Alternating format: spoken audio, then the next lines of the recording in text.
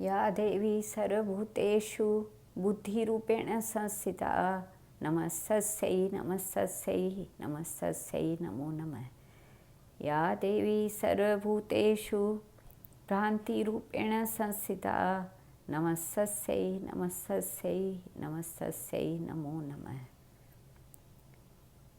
इस प्रकार प्रतिज्ञा करके उन्होंने स्त्री संबंधी भोग से मन हटा लिया और समवयस्क मित्रों के साथ मन बहलाने लगे।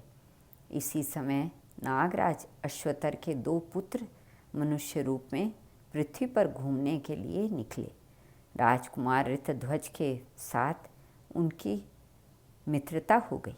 उनका आपस का प्रेम इतना बढ़ गया कि नाग कुमार एक क्षण भी उन्हें छोड़ना नहीं चाहते थे। वे दिन भर पाताल से गायब रहते थे। एक दिन नागराज के पूछने पर उन्होंने ऋतध्वज का सारा वृत्तांत सुनाकर पिता से कहा, हमारे मित्र ऋतध्वज मदालसा के सिवा दूसरी किसी स्त्री को स्वीकार न करने की प्रतिज्ञा कर चुके हैं। मदालसा पुनः जीवित हो सके तो कोई उपाय करे। नागराज बोले, उद्योग से सब कुछ संभव है, प्राणी को कभी निराश नहीं होना चाहिए। यूँ कहकर नागराज अश्वतर हिमालय पर्वत के प्लाक्षावतरण तीर्थ में, जो सरस्वती का उद्गम स्थान है, फिर दुष्कर तपस्या करने लगे। सरस्वती देवी ने प्रसन्न होकर उन्हें अत्यंत प्रत्यक्ष दर्शन दिया और वर मांगने को कहा। अश्वतर बोले, देवी मैं और मेरा भाई कंबल दोनों संगीत शास्त्र के पूर्ण मर्मज्ञ हो जाएं। सरस्वती देवी तथास्तु कहकर अंतर्ध्यान हो गई। अब दोनों भाई कंबल और अश्वतर कैलाश पर्वत पर गए और भगवान शंकर को प्रसन्न करने के लिए ताल स्वर के साथ उनके गुणों का गान करने लगे। शंकर जी ने प्रसन्न होकर कहा, वर मांगो। तब कंबल सहित अश्वतर ने महादेव जी को प्रणाम करके कहा, भगवान कुल्याश्व की पत्नी मदालसा जो अब मर चुकी है, पहले की ही अवस्था में ही मेरी कन्या के रूप में प्रकट हो, उसे पूर्व जन्म की बातों का स्मरण बना रहे, पहले ही जैसी उसकी कांति हो, तथा वह योगिनी एक योग विद्या की जननी होकर मेरे घर में प्रकट हो। महादेव जी ने कहा, नागराज, तुम श्राद्ध का दिन आने पर यही कामना लेकर पितरों का तर्पण करना और श्राद्ध में दिए हुए मध्यम पिंड को शुद्ध भाव से खा लेना। इससे वह तत्काल ही तुम्हारे मध्यम फण से प्रकट हो जाएगी। नागराज ने वैसा ही किया। सुंदरी मदालसा उनके मध्यम फण से प्रकट हो गई। नागराज ने उसे महल के भीतर स्त्रियों के संरक्षण में रख दिया। यह रहस्य उन्होंने किसी पर प्रकट नहीं किया। तदंतर अश्वतर ने अपने पुत्रों से कहा, तुम राजकुमार ऋतध्वज को यहाँ बुला लाओ। नागराज उन्हें लेकर गोमती के जल में उतरे और वहाँ से खींचकर उन्हें पाताल में पहुँचा दिया। वहाँ वे अपने असली रूप में प्रकट हुए। ऋतध्वज नागलोक की शोभा देखकर चकित हो गए। उन्होंने नागराज को प्रणाम किया। नागराज ने आशीर्वाद देकर ऋतध्वज का भली भांति स्वागत सत्कार किया। भोजन के पश्चात सब लोग एक साथ बैठकर प्रेमालाप करने लगे।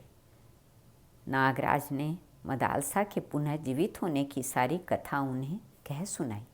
फिर तो उन्होंने प्रसन्न होकर अपनी प्यारी पत्नी को ग्रहण किया। उनके स्मरण करते ही उनका प्यारा अश्व वहाँ आ पहुँचा। नागराज को प्रणाम करके वे मदालसा के साथ अश्व पर आरूढ़ हुए और अपने नगर में चले गए। वहाँ उन्होंने मदालसा के जीवित होने की कथा सुनाई। मदालसा ने भी सास ससुर के चरणों में प्रणाम किया।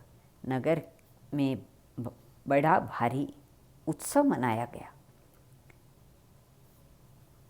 कुछ काल पश्चात महाराज शत्रुजित परलोकवासी हो गए।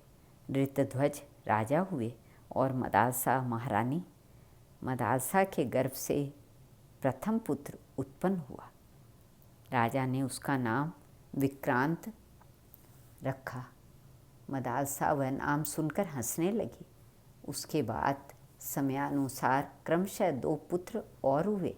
उनके नाम सुबाहु और शत्रुमर्दन रखे गए।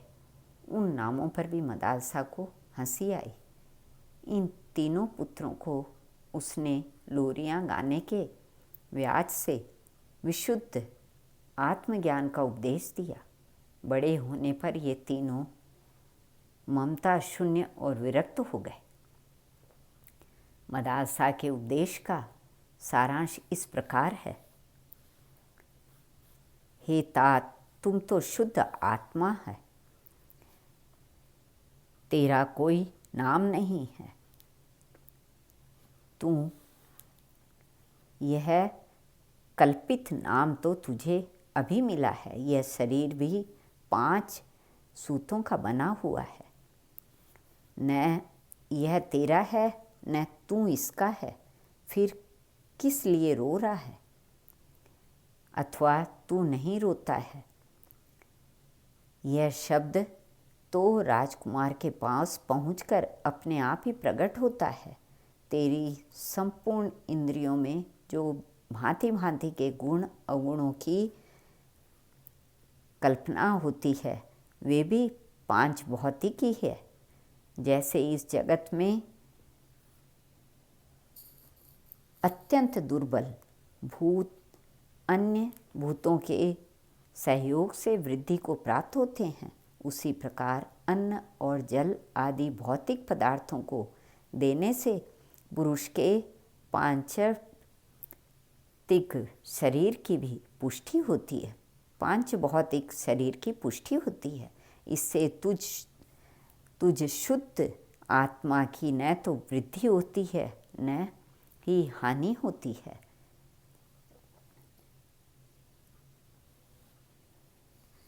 शेष अगले भाग में। श्री कृष्णार्पणमस्तु।